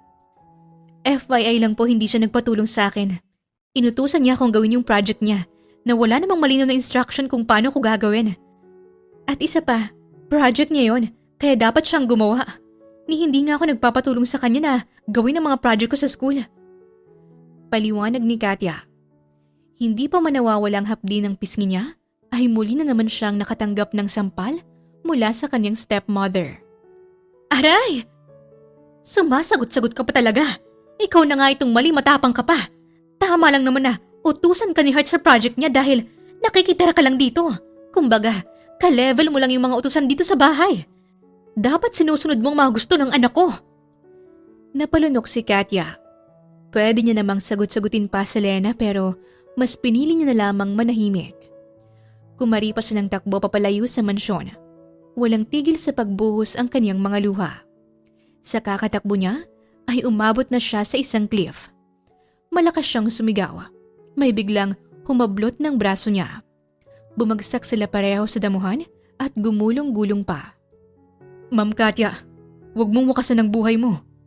Pwede bang huwag kang mangialam? Ang lalaking humablot sa kaniya palayo sa cliff ay si Sean. Nakita kasi siya ni Sean na umiiyak kanina kaya naman sinundan siya nito. Ma'am, alam kong may hindi kayo pagkakaunawaan ni Ma'am Lena at Ma'am Hart. Pero hindi naman tamang wakasan mo ang buhay mo. Anong wawakasan ng buhay? Buhay nino. Ikaw ma'am, hindi ba tatalon ka na sa bangin kanina? Malakas na natawa si Katya. Pinunasan niya ang kanyang luha. Hindi no, nakakatakot kaya yun. Siguro naisip ko pero hindi ko rin naman itutuloy. Ayoko pa namang mamatay. Marami pa akong pangarap sa buhay no. Nakahinga ng maluwag si Sean. Bakit mo ba ako sunundan dito? Hindi na lang pala kita alalay. Stalker ka na rin pala ngayon, Sean. Ikaw ang master ko, kaya dapat lang na nakasunod ako sa'yo. Dapat sinisigurado kong ligtas ka. At isa pa, ibinilin ka sa akin ni Sir Peter. Malalim na napabuntong hininga si Katya. Tumingala siya sa makulimlim na kalangitan. Ma'am, pwede ba akong magtanong? Bawal. Ma'am. Fine, pwede. Magtanong ka na. Ma'am, gusto ko lang sanang malaman kung bakit ka umiiyak kanina. Nag-alala kasi ako, kaya sinundan kita rito. Pagak na natawa si Katya. Napailing pa siya. Nag-aalala? Bakit ka naman mag-aalala sa akin? Sa dami ng pagpapahirap na ginawa ko sa'yo. Talagang nag-aalala ka pa sa akin ha? Kasi gusto kita. Ano? Umubo si Sean. Joke lang ma'am. Siyempre, mag-aalala ako sa'yo. Anak ka ni Sir Peter eh. Kung ayaw mong sagutin yung tanong ko, huwag mo na lang sagutin. Umuwi na lang tayo sa mansyon ma'am. Ayoko pang umuwi. Dito muna tayo please. Ayoko munang makaharap si Tita Lena. Tumango si Sean. As usual, nag-away na naman kami ni Tita Lena. Sinampal niya pa ako. Hindi lang isang sampal kundi 2 sampal. Ang sakit ng pisngi ko. Namanhid na ang kanang mukha ko. Lahat kasi ng sampal niya sa kanan tumama. Hindi man lang pinatama sa kaliwa yung isa para man lang pumantay sana. Tahimik na nakikinig si Sean. Madalas naman kaming nag-aaway eh. Nakasanayan ko na nga rin. Kaso hindi ko na napigilang umiyak kanina. Sa sobrang inis ko kay Tita Lena at kay Hart. Naisip ko lang kasi bigla si Mama. Kung nabubuhay lang siya, sure ako na ipagtatanggol niya ako. Paniguradong kakampihan niya ako laban kina Tita Lena. Nakakaingit si Hart. Kompleto yung pamilya niya. Habang ako, nakikibilong lang sa pamilyang hindi naman ako welcome. Sa kabila ng hirap na dinanas ko kay Tita Lena, umaasa pa rin ako na magkakaayos kami. Kahit na malabo, kahit na imposible. Bakit hindi ka na lang umalis sa mansyon niyo? Hindi ko kaya. Nagmamakaawa sa akin si Papay eh. Nakiusap siya sa akin na huwag akong umalis sa mansyon. Kagaya ko, umaasa rin siya na magiging close kami ni Hart at matatanggap ako ni Tita Lena. Pinunasan ni Cathy ang luha niya. Mahina niyang hinampas sa braso si Sean. Ikaw talaga. Tumahan na ako kanina eh. Pinapaiyak mo na naman ako ngayon. Pabiro niyang sambit. Inabutan siya ng panyo ni Sean. Tinitigan lang yun ni Katya. Huwag kang mag-alala. Malinis yan. Walang singa yan. Saad ni Sean. Napangiwi siya tinanggap na ito. Mabilis niyang pinunasan ang kaniyang mga luha. Iiyak mo lang lahat, ma'am. Nandito lang ako kahit na ayaw mong nandito ako. Salamat, Sean. Sa'yo pa talaga ako naglabas ng sama ng loob. Ayos lang. Handa naman akong makinig sa'yo eh. Napangiti si Katya. Hindi ka naman pala ganun kasama, Sean. Hindi naman talaga. Grabe. Naisip mo talaga na masama ako, ma'am. Mas masama ka, ma'am. Sinamaan niya ito ng tingin. Biro lang, ma'am. Sean, pasensya na kung nasusungitan kita. Pasensya na rin kung pinapahirapan kita. Naiinis ako sa pagpapahirap ni Tita Lena sa akin pero ginagawa ko na rin pala sa'yo yung ginagawa niya sa akin.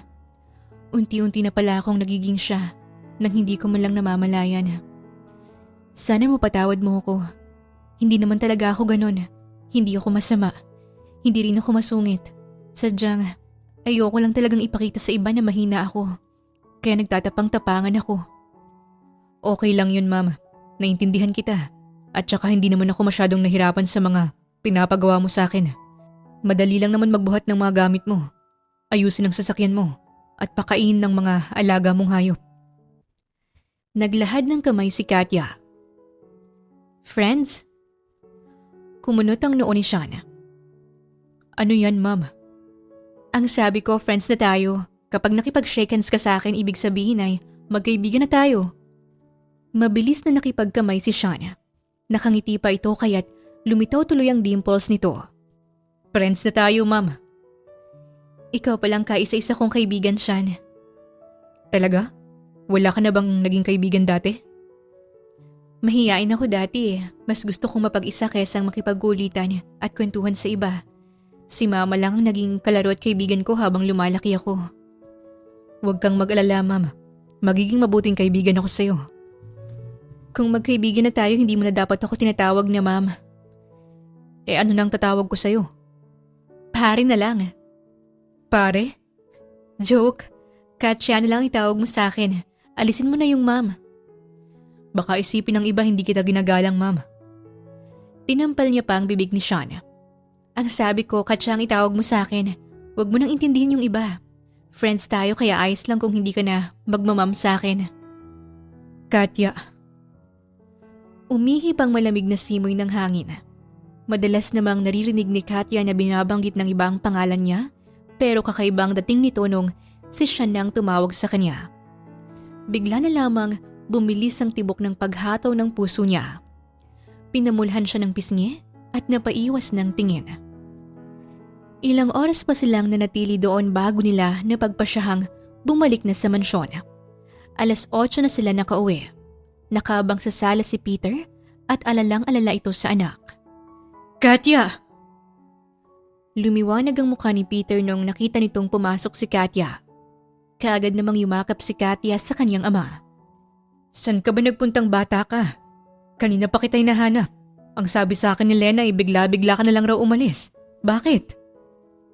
Umiling si Katya. Ayaw niya nang palakihin pa ang gulo, kaya hindi niya naikunento ang nangyari. Makalipas ang ilang araw, ay lalong umusbong ang bagong pagkakaibigan ni Katya at Sean.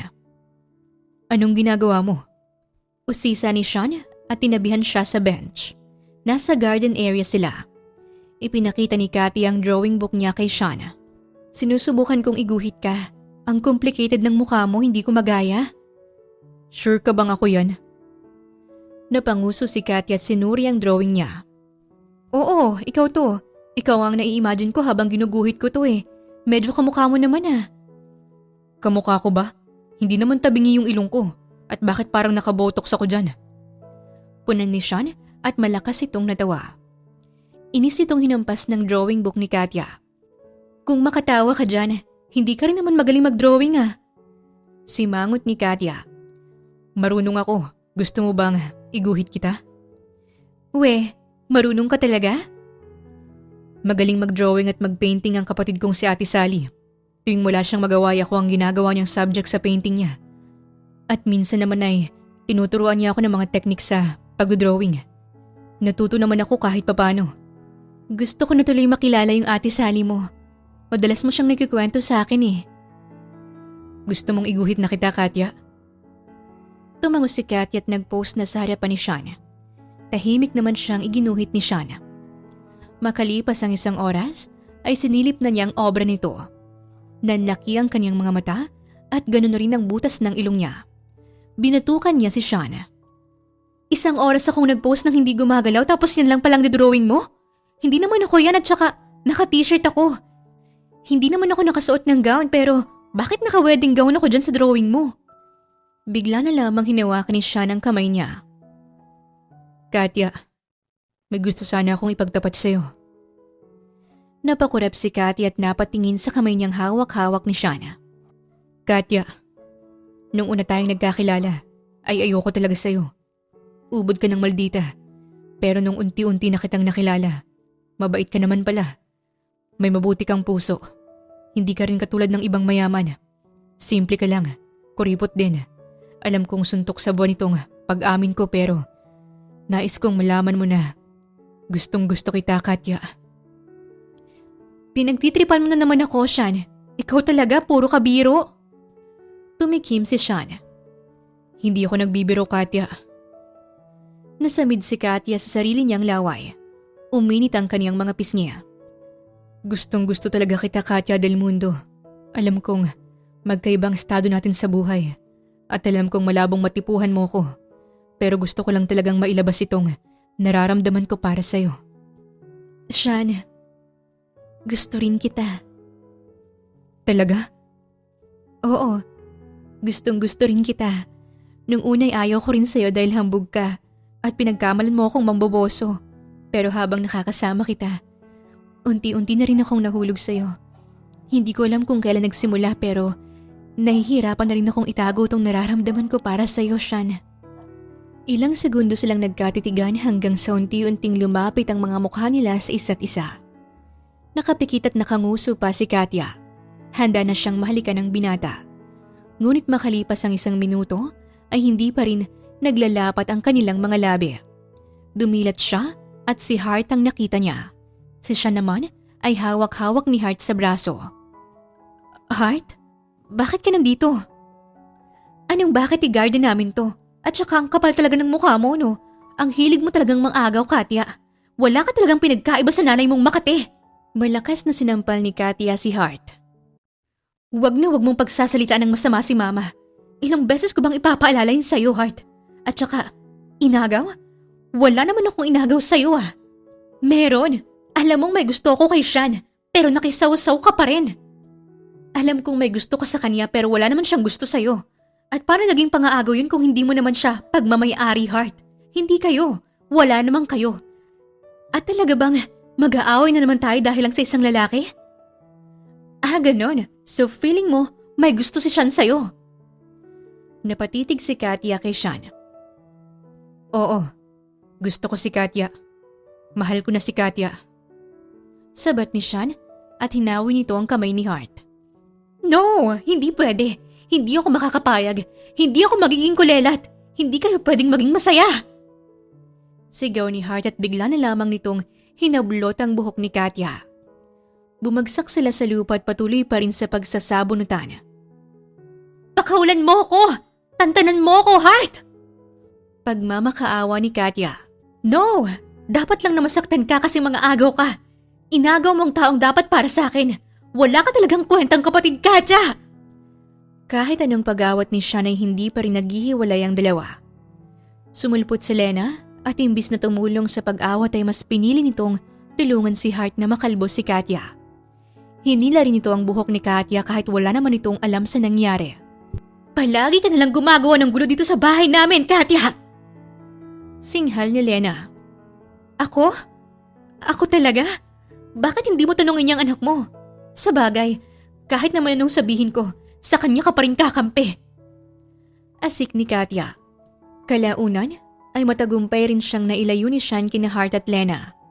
Niyakap siya ni Sean. Safe ka na, Katya.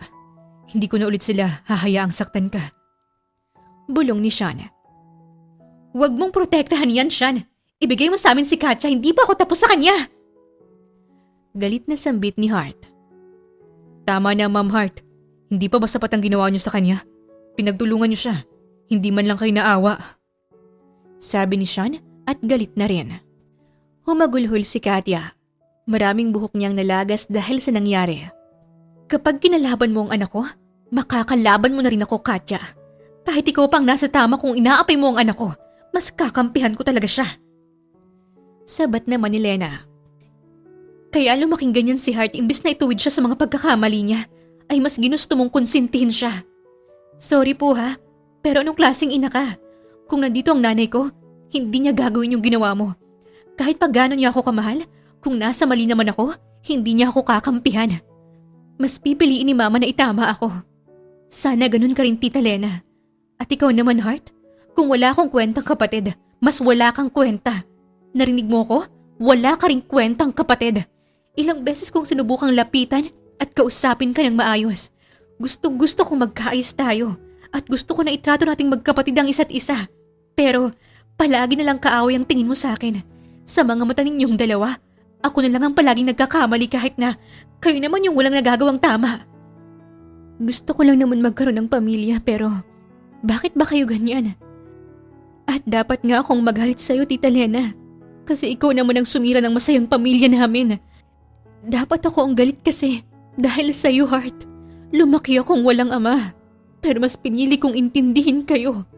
Kahit ilang pagpapahirap ang naranasan ko sa inyo, umasa pa rin ako na magkakaayos tayo. Pero malabo na talaga. Hindi ko na rin ipagpipilitan pa ang sarili ko sa inyo. Wala na talagang chance na magkakaayos tayong tatlo. Litanya ni Katya at pinunasan ang luha niya. Huwag kayong mag-alala. Hindi niyo na ulit ako makikita pa dito. Noong sumapit ang gabi ay nag-impake si Katya. Plano niyang lisanin na ang mansyon. Tahimik siyang lumabas ng mansyon dalang kaniyang mga gamit. Katya. Napalingon siya sa likuran niya. Sean, bakit ka nandito? Sasama ako sa'yo. Kung saan mo gustong pumunta, sasamahan kita. Sean, huwag na. Hindi na ako babalik pa sa mansyon. Hindi na ako magpapakita sa pamilya ko para matahimik na sila. Doon ka na lang. Bumalik ka na. Ayaw na kitang idamay sa problema ko. Kung hindi ka babalik sa mansyon, hindi na rin ako babalik. Kung aalis ka, aalis na rin ako. Paniguradong maintindihan ako ni Lola at ni Sir Peter. Ibig mong sabihin, magtatanan tayong dalawa? Tumango si Shana. Hindi kita pababayaan, Katya. Napalunok si Katya. Sa huli, ay sumang-ayon na rin siya sa gustong mangyari ni Shana. Walang hotel at motel sa lugar nila dahil nasa bayan pa ito. Wala silang matitirahan kaya naman isang ideyang pumasok sa isip ni Katya. Nagtungo sila sa ilog na madalas niyang pinupuntahan. Anong ginagawa natin dito? Kuryosong tanong ni Shana. Mas maganda kung dito tayo. Hindi alam ng pamilya kong lugar na to. At saka may ginawa akong kubo dito noon. Pwede tayong sumilong doon. Bukas ay ayusin na lamang natin para magmukhang bahay. Paliwanag ni Katya. May pera naman siya para ibili ng mga materyales para sa pagpapaayos ng kubo. May mga gamit din ako doon, pangluto at tulugan. Dagdag pa ni Katya. Tumango si Sean at makalipas ang ilang minutong lakaran ay narating na nila ito. Nagsaga sa labas ng kubo si Sean para mawala ang mga lamok. Si Katya naman ay naliligo sa ilog. Mabuti na lamang at may dala siyang flashlight kaya may ilaw pa rin sila kahit papano. Sean, halika! Tawag niya sabay kaway ng kamay niya sa ere. Mabilis na naghubad ng damit si Sean. Napaiwas naman ang tingin si Katya. Maya-maya pa'y lumusong na rin sa tubig si Sean. Lumangoy ito papalapit sa kanya at pumulupot ang braso nito sa maliit niyang bewang. Naglapat ang tungki ng kanilang mga ilong. Bumigat ang kaniyang paghinga. Mahal na mahal kita, Katya. Ako rin. Mahal na mahal din kita, Sean. At pagkatapos noon, ay siniil nila ng halikang isa't isa. First kiss kita kaya hindi ako marunong humalik. Biglang sinabi ni Katya. Napangiti si Sean. Ikaw pa lang ang lalaking nahalikan ko. At sana ikaw na ang huli. Niyakap siya ni Sean. Sumubsob naman ang mukha niya sa matipunong dibdib nito. Salamat dahil sinamahan mo ako, Sean. Kung kakampi ni Ma'am Hart si Ma'am Lena, ako naman ang magiging kakampi mo. Puprotektahan kita, Katya. Ipagtatanggol kita at papawiin ko lahat ng lungkot mo. Marahang inaplos ni Katya ang mukha ni Sean. Ngayon ko lang napagtanto na gwapo ka pala sa malapitan. So, pangit ako sa malayuan? Malakas na natawa si Katya. Bago matulog ay kumain muna sila. May dala kasing mga pagkain si Katya na kinuha niya mula sa ref sa mansyon. Nakaupo sila sa may batuhan habang kumakain at nakatingala sa langit na puno ng bituin. May dumaang shooting star. Katya, mag-wish ka. Para saan? Hindi ko naman birthday. May shooting star kasi. May kasabihan na kapag humiling ka sa isang shooting star, magkakatotoo ang kahilingan mong yun. Isa lang naman ang hiling ko na sana bumait na si Tita Lena at Hart. Kahit pa i-wish ko yun sa isang shooting star, hindi na matutupad yun. Natawa si Sean. Alam mo ba kung anong winish ko? Hindi ko naman nababasa ang isip mo. Pinisil ni Sean ang pisngi niya. Winish ko na sana magkaayos kayo ng pamilya mo. Hindi na matutupad yan. Hinawakan ni Sean ang kamay ni Katya. Matutupad yan. Isinandal ni Katya ang ulo niya kay Sean. Iniangat niya sa ere ang braso niyang may bracelet. Dati, itong bracelet lang na itong nagpapakalma sa akin. Ngayon ay dalawa na kayo. Kapag kasama kita, napapayapa ako, Sean. Hinalikan ni Sean ang noo niya. Kinabukasan ay maaga silang gumising para ayusin ang kubo. Tuluyan na talagang tinalikuran ni Katya ang marangya niyang buhay. Ano na kayang nangyayari ngayon sa mansyon? Kumusta na kaya si Papa? Kuryosong tanong niya. Hindi niya kasi dinala ang kanyang telepono kaya hindi niya makontak ang kanyang ama. Pwede naman nating puntahan si Sir Peter sa opisina niya kung gusto mo. Huwag na, baka magpang-abot na naman kami ni Tita Lena doon at magkagulo na naman ulit. Mas mabuti nang lumayo muna ako. Tsaka ako na lang haharapin si Papa kapag kaya ko na ulit. Sure naman ako nga alagaan siya ni na Hart at Tita Lena. At alam ko rin, maintindihan ni Papa kung bakit ko to ginagawa. Kung ano man ang maging desisyon mo, ay kasama mo ako, mahal. Napakurap si Katya. Mahal? Sino si Mahal? May ibang babae ka? Natawa si Sean at tinapik ang ulo niya. Ikaw yun. Ikaw si Mahal. Hindi naman ako si Mahal. Ako si Katya. Binabago mo naman ang pangalan ko Napakamot ng ulo si Sean. Sa tabing ilog na sila nanirahan. Nakahanap na rin ng bagong trabaho si Sean habang si Katya naman ay nag-a-apply na rin. Natanggap si Sean bilang tendero sa isang malaking tindahan. Masaya at tahimik ang kanilang pamumuhay kahit na silang dalawa lang ang magkatuwang. Kapag nakaipon ako, bibili ako ng malaking bahay. Titira tayo doon kasamang magiging mga anak natin. Ani Sean. Natigilan sa paghihiwa ng isda si Katya. Napaangat siya ng tingin kay Sean na nakasandal sa pinto at nakangiti siyang pinagmamasdan. Anak, gusto mong magkaanak tayo? Oo naman, basta ikaw ang nanay. Ang advance mo anak agad. Dapat kasal muna. Gusto mong magpakasal tayo? Gusto mo nga magkaanak kaya dapat lang na magpakasal tayo. Bigla na lamang nakaisip ng idea si Sean. Kumuha ito ng isang straw at ikinurte itong singsing. Lumuhod ito sa harapan ni Katya habang inilalahad nito ang singsing na gawa sa straw. Anong ginagawa mo, Sean? Tumayo ka nga dyan. Sasakit na naman yung tuhod mo. Katya, will you marry me? Natawa si Katya. Kinuha niyang singsing at sinuot sa kaniyang daliri. Yes, I will marry you, Sean. Tumayo na si Sean at pareho silang natawa. Kung ano-ano lang talagang naiisip mo. Ani Katya. Kapag nakaipon ako, papalitan ko yun ng tunay na singsing. Pakakasalan kita, Katya. Tunay na singsing man o singsing na gawa sa straw ang ibigay mo sa akin. Oo at oo pa rin ako sa iyo, Sean.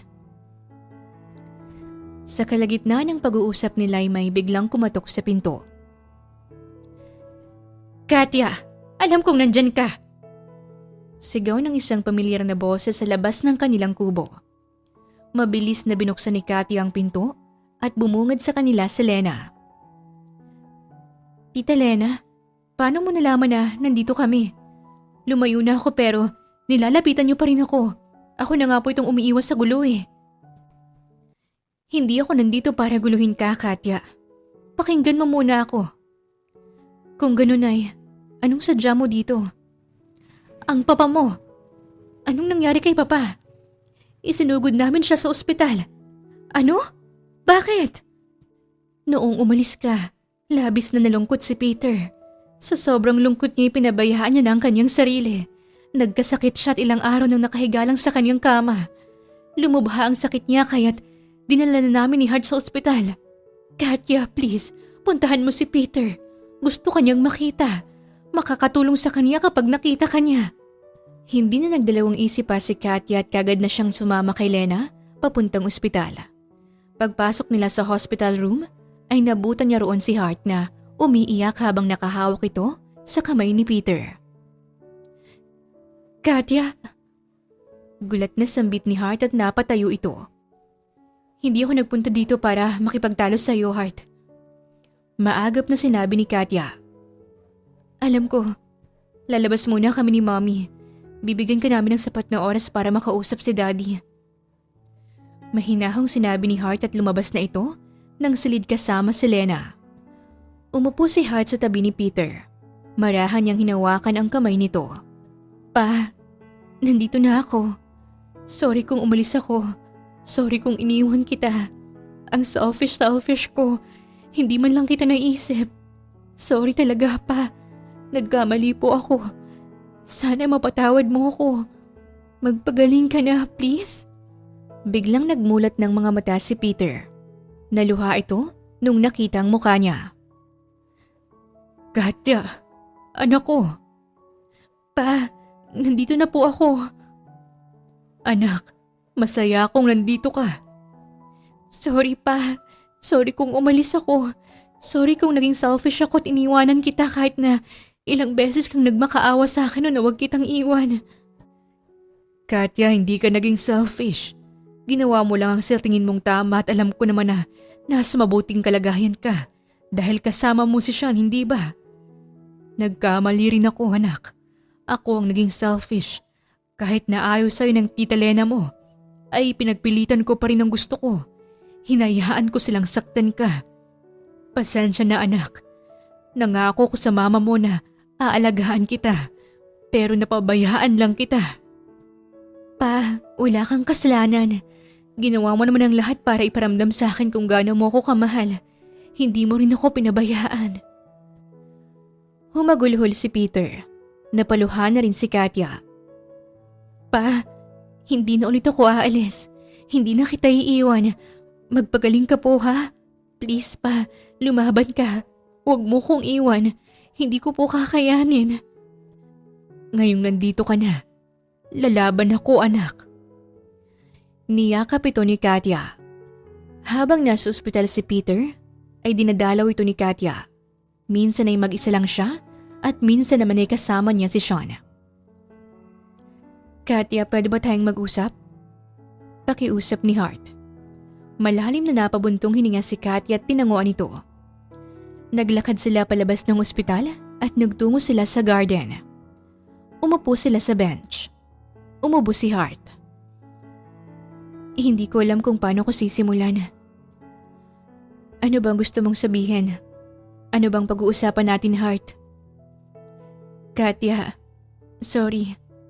Sorry sa lahat-lahat. Sorry sa mga nagawa ko sa'yo. Sorry sa masasakit na salitang nasabi ko sa'yo. Maling-mali ako. Nung nawala ka sa mansyon ay, doon ko na-realize ang lahat. Na-miss ko rin ang presensya mo sa mansyon. Ibang-iba ang mansyon nung nawala ka. Tama ka. Mas wala akong kwentang kapatid. Ginawa kong lahat para apihin ka.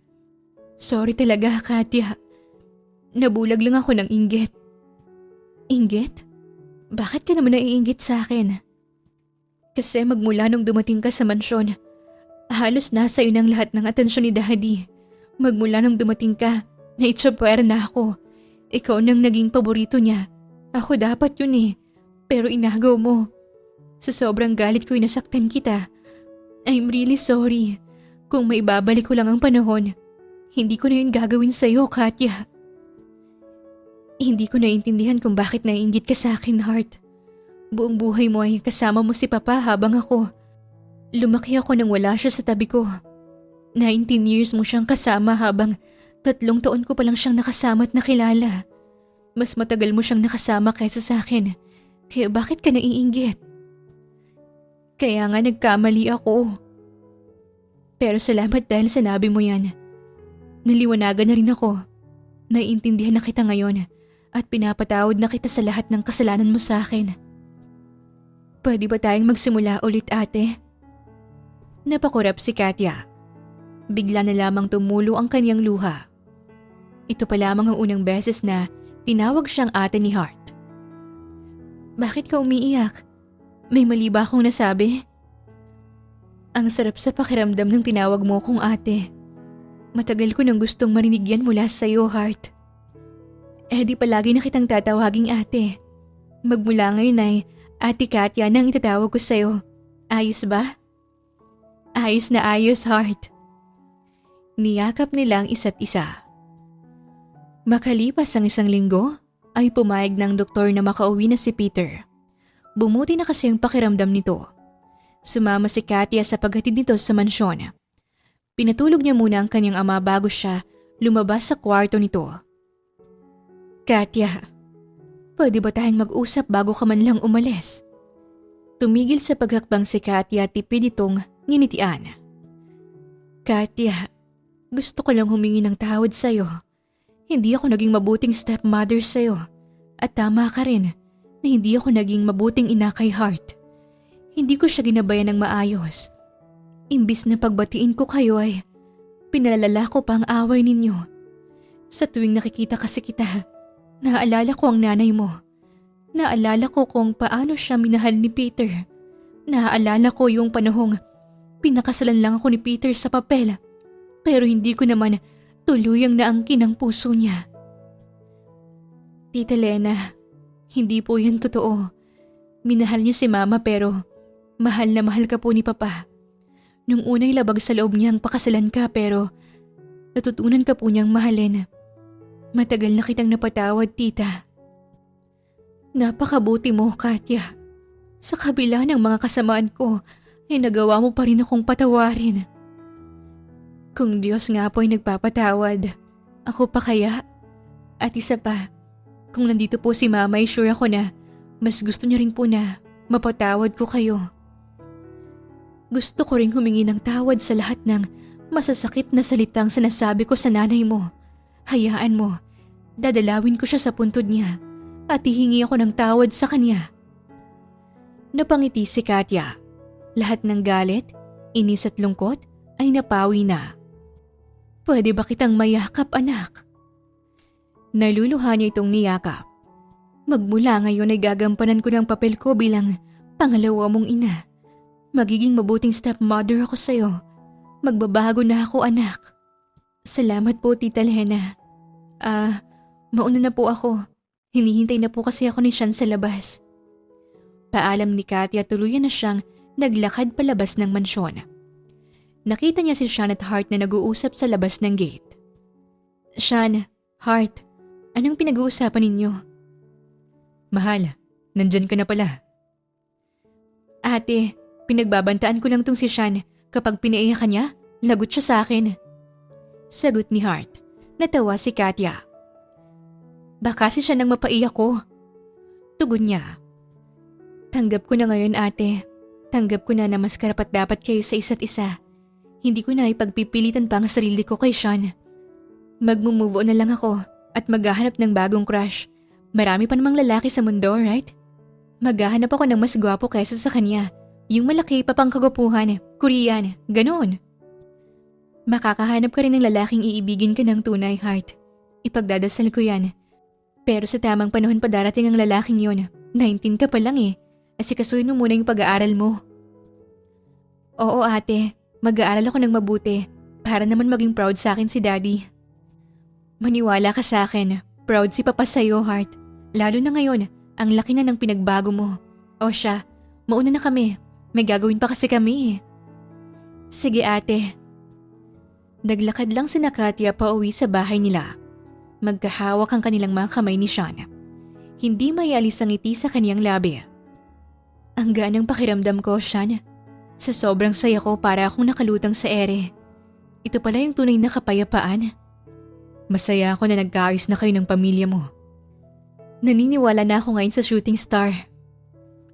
Kumunot ang noo ni Sean. Anong meron sa shooting star? Di ba, nung may nakita tayong shooting star, hiniling mo na sana magkaayos na kami ng pamilya ko? Natupad yung hiling mo. Nagkaayos nga kami. Salamat sa shooting star at maraming salamat din sa iyo, Sean. Litaan niya ni Katya at hinalikan ng pisngi ni Sean. Nanlaki naman ang mga mata ni Sean at kinilig sa ginawa ng dalaga. Ang swerte ko talaga sa iyo. Saad pa niya. Pwedeng isa pang kiss? Pero sa labi naman. Pakiusap ni Sean at ngumuso pa ito. Tinampal ni Katya ang nguso nito. Tama na, mamaya na sa bahay. Sabi mo yan ha? Pareho silang natawa. Isang umaga'y pinatawag sa mansyon sina Katya at Sean. Utos ito ng kanyang amang si Peter. May mahalaga raw kasi itong sasabihin. Ano kayang sasabihin ni Papa? Baka lilitisin ako. Baka susubukan niya kung karapat-dapat mo talaga ako para sa'yo. Napatawa naman si Katya. Kahit anong pagsubok pang ibigay o ipagawa sa akin ni Sir Peter, hindi ko inaatrasan. Papatunayan ko sa kanya na ako ang lalaking karapat-dapat para sa'yo, Katya. Parang linyahan lang sa mga palabas sa TV ah. Pangaasar ni Katya. Sumimangot naman si Sean. Nakarating na sila sa mansyon. Tinipon silang lahat ni Peter sa sala. Magkatabi sina Hart at Lena sa isang sofa at sa kabilang sofa naman sina Katya at Sean. Nakatayo naman sa gitna si Peter at may hawak-hawak itong mga papel. Pa, ano bang mahalaga nating pag-uusapan? Pagbasag ni Katya sa katahimikan. Seryoso siyang tiningnan ni Peter. Katya. Pa, hindi ka na ba babalik dito sa mansyon? Sabat ni Hart. Natigilan si Katya. Ano? Ayaw mo na rin namang bumalik dito, hindi ba? Kaya huwag ka nang umuwi pa dito. Paliwanag ni Hart. Okay. Pero okay naman tayo, di ba? Hindi na rin naman ako titira dito pero pwede pa naman akong bumisita, tama ba? Naguguluhang sambit ni Katya. Oo, pwede ka pa rin bumisita dito para makita si Daddy. Pero hanggang doon na lang yon. Hindi ka natitira dito sa mansyon dahil bigla na lamang nagpasabog ng confetti si Hart.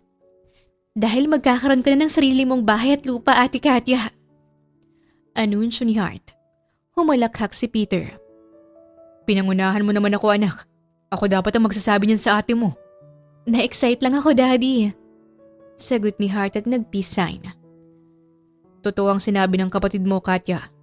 May binili na akong property para sa'yo. Nakapangalan yun sa'yo at mula ngayon ay Hindi ka na sa tabi ng ilog titira. Doon ka na sa mas malaki at komportableng bahay. Kompleto na rin ang mga gamit na naroon. Pero ibibigay ko lang sa iyo yon kapag pumayag ka sa pabor na hihingin ko. Sabi ni Peter. Anong pabor pa? Gusto kong magpakasal na kayo ni Sean. Si Sean ang lalaking gusto ko para sa iyo, anak. Palagi siyang nasa tabi mo at kitang-kita kong pagmamahal niya sa iyo. Ayoko nang magkahiwalay pa kayo. Kaya naman, nais kong magpakasal na agad kayong dalawa. Sa totoo lang po ay balak na rin po namin magpakasal ni Sean. Simpleng kasalan lang. Sa susunod na buwan sana. At kaya rin kami pumayag na pumunta dito ay dahil nais namin yung ibalita sa inyo. Ani Katya. Napakagandang balita. Huwag na natin gawing simple ang kasal ninyo. Dapat bongga. Ako nang bahala sa gagastusin. At may kilala akong designer, Katya. Paggagawan kita ng wedding gown. Sabat ni Lena. Basta ako ang maid of honor mo, ha? Sabat naman ni Hart at humagikik ito. Excited na ako. Tatawagan ko ng mga kakilala ko para maihanda ng kasal ninyo. Natutuwang sinabi ni Lena at may tinawagan ito sa kaniyang telepono. Si siya naman ay hinila ni Peter sa isang sulok para makausap ng masinsinan. Hindi ako makapaniwala, ate. Dati nagsasabunutan lang tayo dahil sa egg pero ngayon ay malapit ka nang ikasal. Congrats na agad. Masayang masaya ako para sa'yo. Salamat sa suporta mo, Hart. Bago ang kasalan ay namanhikan muna si Sean kasama ang kaniyang mga kapatid. Hi, Katya! Masiglang bati ng panganay na kapatid ni Sean na si Samantha. Nakipagbeso pa ito kay Katya. Hi, Katya, sis! Bakit mo naman pinatulan tong kapatid ko? Malabo bang mata mo? Hirit naman ni Sally. Ang sumunod kay Samantha.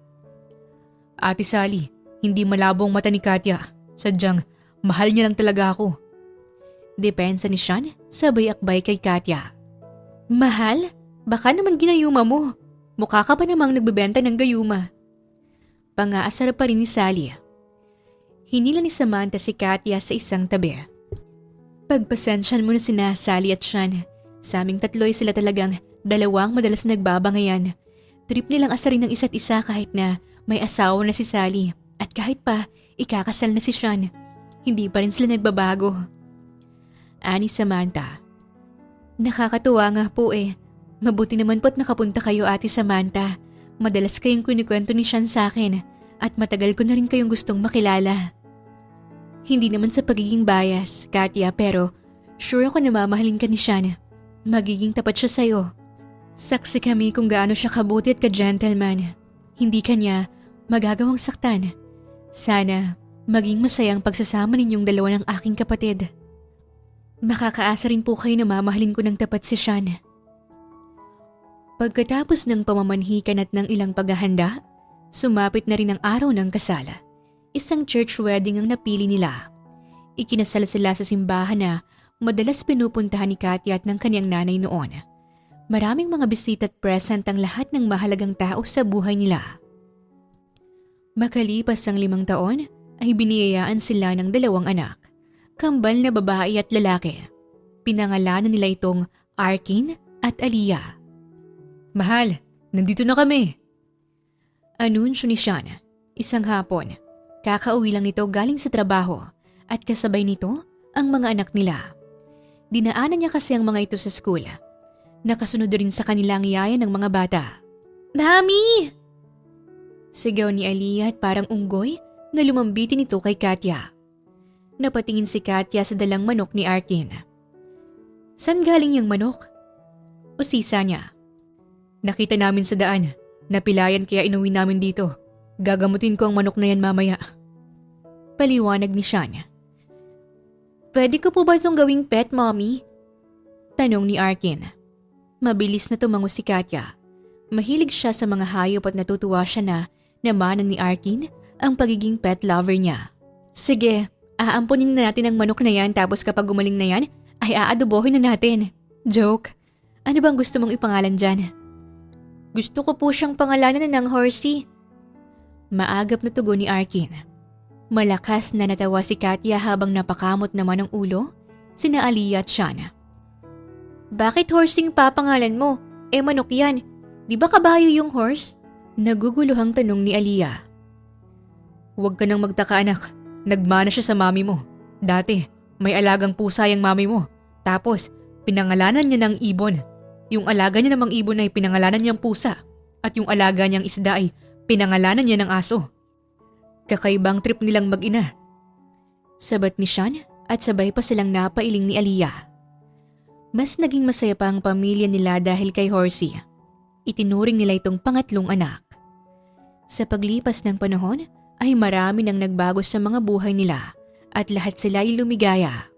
Si Katya at Sean ay happily married na. Sila na rin ang namamahala sa mga negosyo ni Peter. Si Len at Peter naman ay nagta-travel sa iba't ibang bansa at mas pinagtuunan ng pansin ang kanilang relasyon. Ngayong matatanda na sila ay mas lalo pa silang naging sweet sa isa't isa. Si Hart naman ay kasal na rin sa asawa nitong Koreano.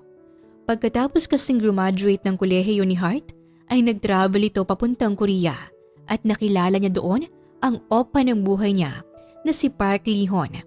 Ikinasal sila at sa Korea na nanirahan. Ang kwentong ito ay nagturo sa atin na walang magandang maidudulot ang inggit. Ang inggit ay maaaring makasira ng relasyon mo sa ibang tao. Kagaya na lamang ng nangyari kina Hart at Katya kung saan pinairal ni Hart ang inggit niya sa pagiging malapit ni na Katya at ng amo nilang si Peter. Kaya naman nagkasiraan silang dalawa. Sa halip na mainggit ay mas piliin niyo na lamang ang umintindi at makitang magagandang bagay sa inyong mga buhay. Ipinakita rin sa kwentong ito ng paghingi ng tawad ay makakatulong upang maayos ang mga nasirang relasyon. Ang pagpapatawad at paghingi ng kapatawaran ay magdudulot sa atin ng kapayapaan. Wakas! Maraming salamat po sa inyong pakikinig sa kwentong ibinahagi namin ngayong araw. Muli, ito po ang Tales of Siren at hanggang sa ating muling kwento. Maraming salamat po.